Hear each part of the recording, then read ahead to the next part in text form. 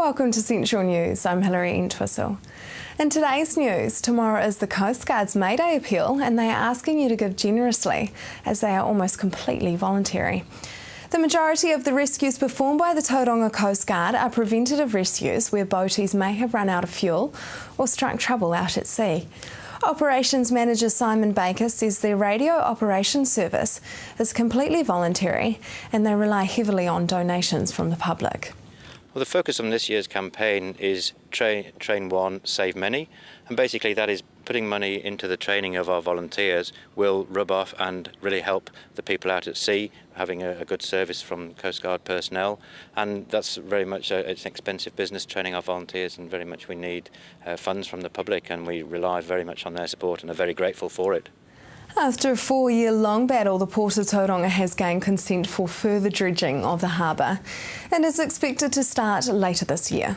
Compromises were made in the court process to allow for the dredging, including a minimum separation distance of the dredging works from Te Kuia Rock, the development of a Kaimoana restoration program to develop research and monitoring criteria to remedy or mitigate the effects on Kaimoana, in particular the pipi beds on the Te Paritaha centre bank that will be damaged by the dredging works, and the establishment of a trust to recognise the relationship of Ngāi Rangi, Ngāti Ranganui and Ngāti Pukenga and their hapu with Te Awanui. Chief Executive Mark Ken says the court process taught him a lot about the Māori relationship with the harbour and its wairua. There were a number of compromises, so alignment was one, I think the Kaimoana restoration program was one, the establishment of the trust, a number of compromises, so no single one. We're hoping that the dredging will start later this calendar year. Now for our region's weather. Hamilton, your Wednesday is looking good, fine with a few light winds. Your expected high is 20 and an overnight low of 10. Tauranga, your Wednesday is looking fine apart from morning cloud. Your expected high is 20 and an overnight low of 14. Just ahead, fair trade in your town.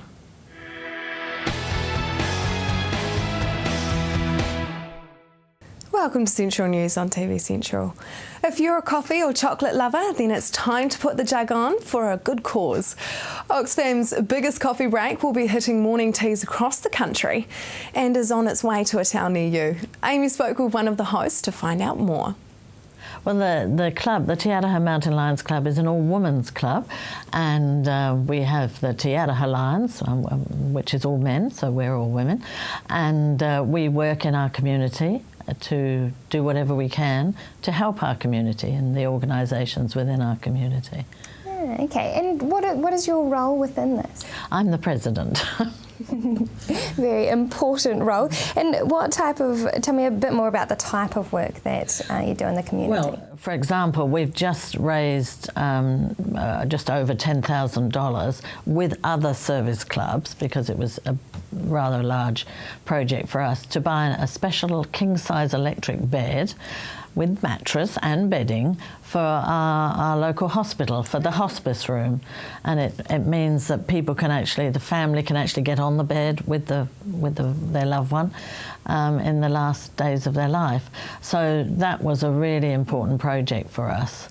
But we have an annual book fair every year, and we raise money for local fire brigade, for the hospital, for Plunket, for any organisation that needs help. So we're there doing that. Well, it sounds like you're very busy. So tell me about the event that you've got coming up on May 23rd. Well, May 23rd is basically our membership month, which is an opportunity to bring new members in, because we're only a small club.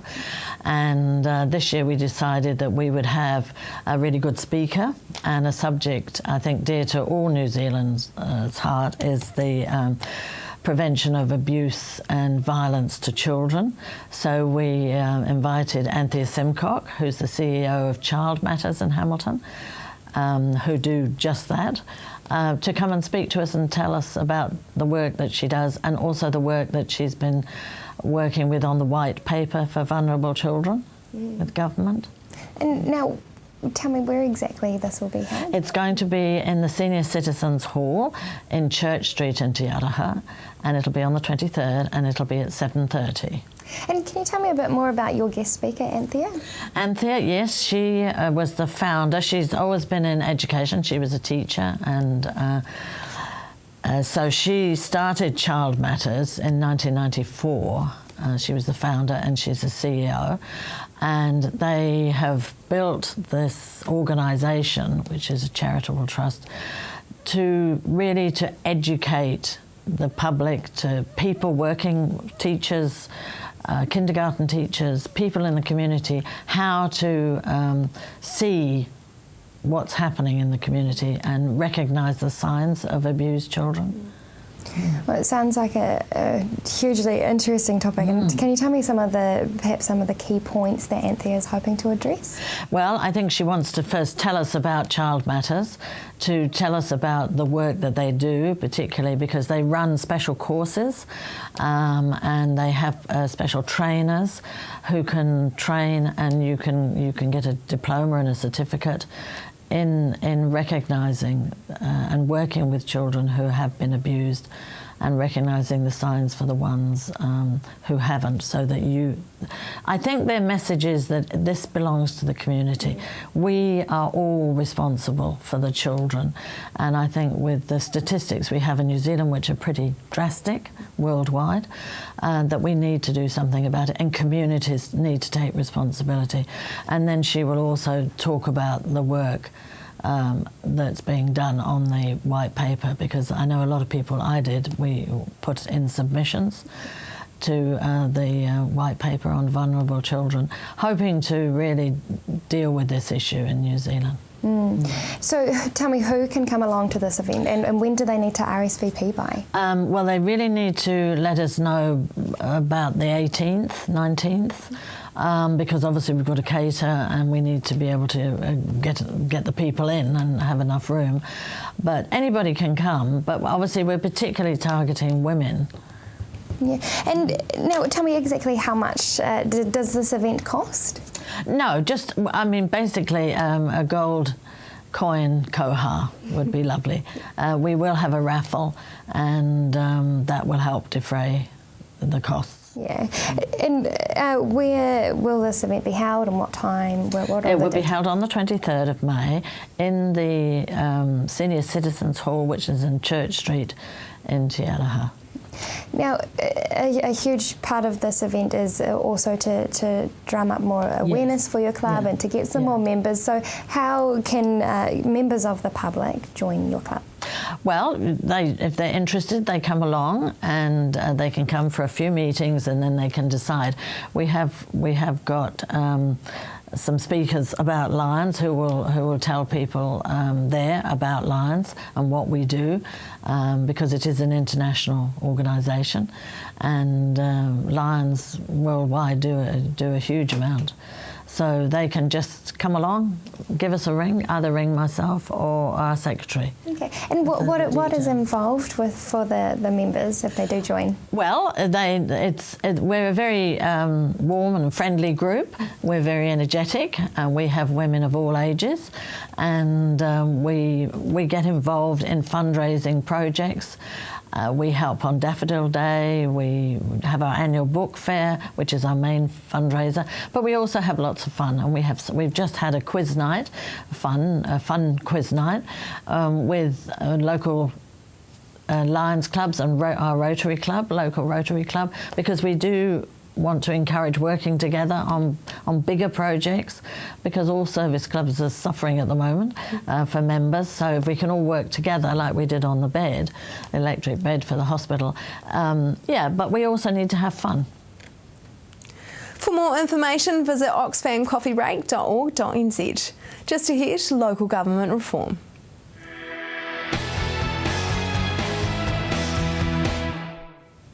Welcome back.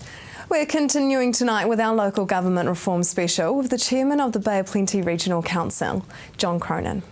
So there are different schools of thought on what the purpose of local government is. What do you think local government is? To get a better democracy and make it easier for the people to make decisions. Part of the local government reform bill is to reduce debt and public spending of the last decade. What is your council doing to ensure that they're staying out of debt? Well, we don't have any debt in our council anyway, but apart from that, it's working to efficiencies and all the processes that you do, and using things like BOPLAS or our Bay of Plenty shared services to reduce the costs of democracy or the costs of the way we do business. Do you think an amalgamation of the councils, like in Auckland, would actually benefit your ratepayers? Well, if you didn't, you wouldn't do it. So we have to take that to the ratepayers. If we can take costs out, if we can do a better democracy, if the people of the Bay of Plenty want a better democracy, the options will come up and they'll decide. But you wouldn't do it unless there were distinct benefits to the community. Do you think an amalgamation actually runs the risk of losing representation? I don't think it will in the long term, because if it did, you wouldn't do it. The people wouldn't want it, because the local government is important. What are some of the factors that you think have contributed to the rate increases since 2003 nationally? The rate increases are led by the government indexes, our wages and petrol indexes, and the building costs have all gone up. So they've gone up greater than the rate of inflation, and that's been probably the main contributors. The latest labour cost index shows local government costs rising over the past 3 years at nearly double the rate of the core state sector. What percentage of increases does your council have in the last 3 years? I think it's about 2%, but I'd have to check that. But our labour rate is often determined by the collective agreements within the councils, but we keep a fairly close watch on it. So the inflation and population rate of a new area will limit expenditure growth with the new reform. How will this affect the Bay of Plenty Regional Council? Well, it affects it as the Bay of Plenty is one of the main growth areas of New Zealand, and it will affect us on infrastructure and the infrastructural needs of the community of new sewerage and new water takes and those areas. But we will monitor that on the degree of effectiveness and making sure that everything we do is at the least possible cost and to keep the community informed. So the new policy statement is providing good quality local infrastructure, public services and regulatory functions at the least possible cost to households and businesses. Will this actually make a difference to how you already govern? No, it won't, because that's exactly what we expected to do, and that's exactly what we do now. It'll bring to our focus to the attention to. We will make sure that part of our checklist on efficiencies as we look to everything that we do, that we cover that off. But in the actual practicality of what we do in the regional council here, we do things pretty smartly now at least cost. Do you think councils should have caps on their spending that is enforced by central government? No, because the expenditure is done through your planning with your community. Your community will tell you what facilities they want, and when we're doing that, we should tell them what it's going to cost, and they will make their decisions. If that was the case, you take the local out of local democracy, and local decision making is important. Should councillors and council staff be held more accountable if a decision that they've made by council results in public loss? Well, it depends what you mean by public loss. If it's a public loss or a commercial loss, I mean, if you're looking at running a swimming pools or some things, some services run at a loss, but it is run in conjunction with the community as service to the community, so you know it's going to cost money.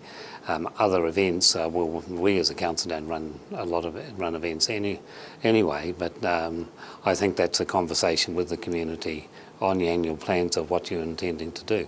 But certainly you shouldn't be out there running into commercial activities without the will of your people. Under the new reform, councils will be required to disclose in the annual reports information on the number of staff employed. How will this affect the Bay of Plenty Regional Council, and do you think you'll be asked to make staff changes? Well, that won't affect us in the slightest. That information is all available available now, and always should be. If other councils haven't put that out, then they should have. That information is and should be publicly available. The Local Government Auckland Council Act 2009 mayoral powers in respect of appointing deputy mayors, establishing committees, appointing committee chairpersons and proposing plans and budgets will be extended to all mayors from October 2013. Will this actually give you more power than you already have? Well, it would if you have the ability to do some of that, because you have the elected people that you want, but I don't think that extends to regional chairmen, so I'm not sure it applies to me. Do you think a council chief executive should be voted in? No, I don't.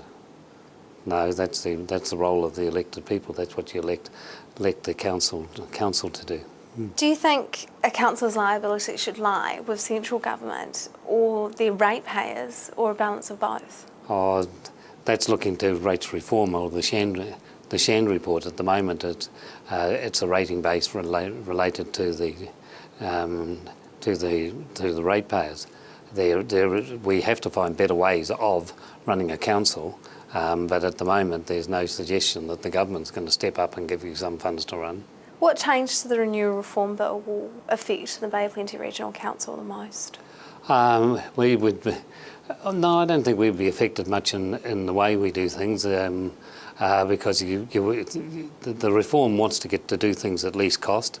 It's making amalgamations or joining together of councils to do parts of their processes easier. We already do most of that through our BOPLAS and shared services, so we don't think it'll change how we run, but it could change the areas to which we focus on, and we'd welcome the discussion, but it is a discussion with our community. Tomorrow night we have our interview with the chairman of the Waikato Regional Council, Peter Buckley. Just ahead, a home for Canteen.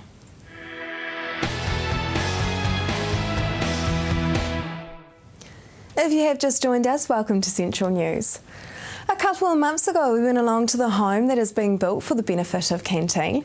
Cambridge Homes built a home in Papamai, and when it goes to auction, all the profit is going to Canteen. The house is finished, so we went along to see the finished product. Brian, tell us a little bit about this project. Well, Canteen was concepted, this project was concepted about October last year. My son and myself were watching a Sunday fishing program, which is a Canteen sponsored, or a fishing trip for Canteen. My brother-in-law hosts as a charity, and we just bought the franchise, and my son said, "Hey Dad, let's just do something for Canteen as well." So we made all the right noises and had all the right appointments, and got some sponsors in behind us, and here's the finished project. She's up and running. She's here. So it's just effectively a goodwill gesture that's going to help both them and us, and we see it as a better way of spending our advertising dollar. We still get to do the advertising, but someone else gets to benefit. How stoked was Canteen to find out about this? Well, as you can imagine, we were really, really pleased about it. It's great when people use their own initiative and come forward with some really great ideas to help you fundraise, rather than having to go out there and fundraise yourself. So fantastic, and something really different as well. We've not heard of anyone doing anything like this before, and obviously being the recipient of it is just fantastic. So yeah, really stoked. What does Canteen do? Well, Canteen supports young people aged between 13 and 24 who are living with cancer, either as a patient or a sibling or a bereaved sibling. So we put together a peer support network because we believe that no young person suffering with cancer should ever have to go through that journey on their own. So it's creating activities and educational workshops where they can get together and support each other whilst developing their own skills as young people as well.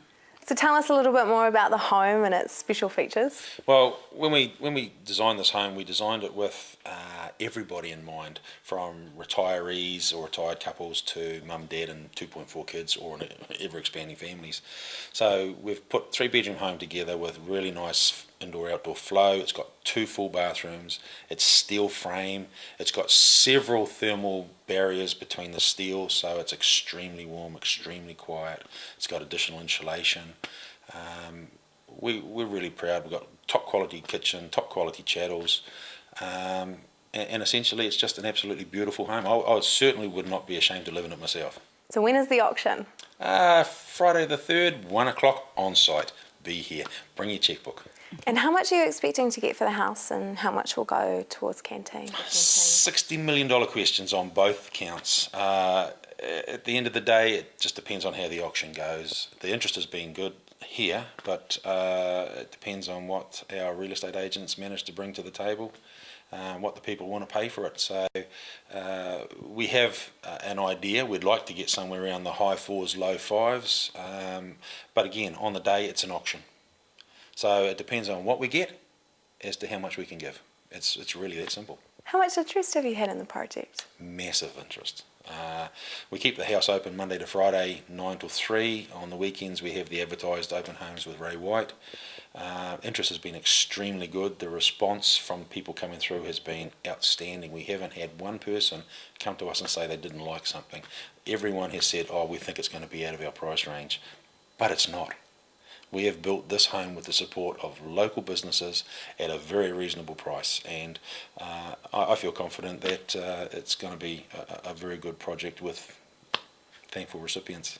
And what is Canteen doing for the auction? Well, we've got a team of our marketing team coming down from Auckland, as well as myself, and a couple of our members coming along as well. And I know that these guys are putting on a pretty good party, and we're going to have some food, and obviously there'll be lots of people from the community here as well. So yeah, it'll be a really good profile raiser for Cambridge Homes and for Canteen as well. So yeah, exciting day.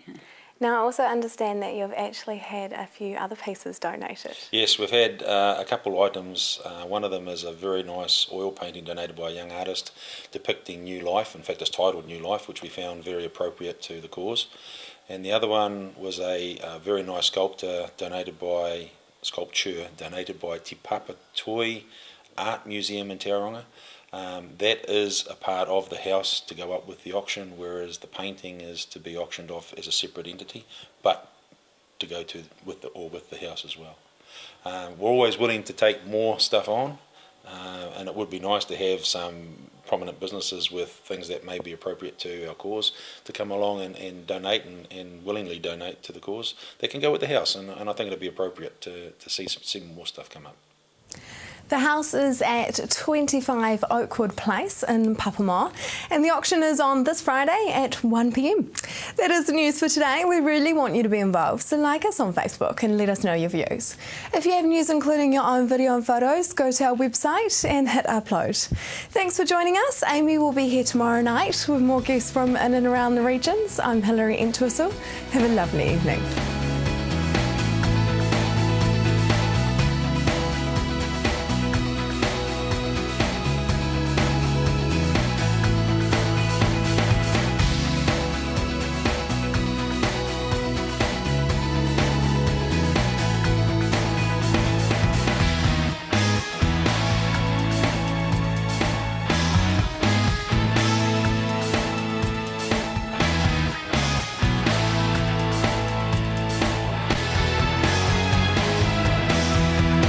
This has been an Alpha Media production, a division of Television Media Group. Supporting local content so you can see more of New Zealand on air.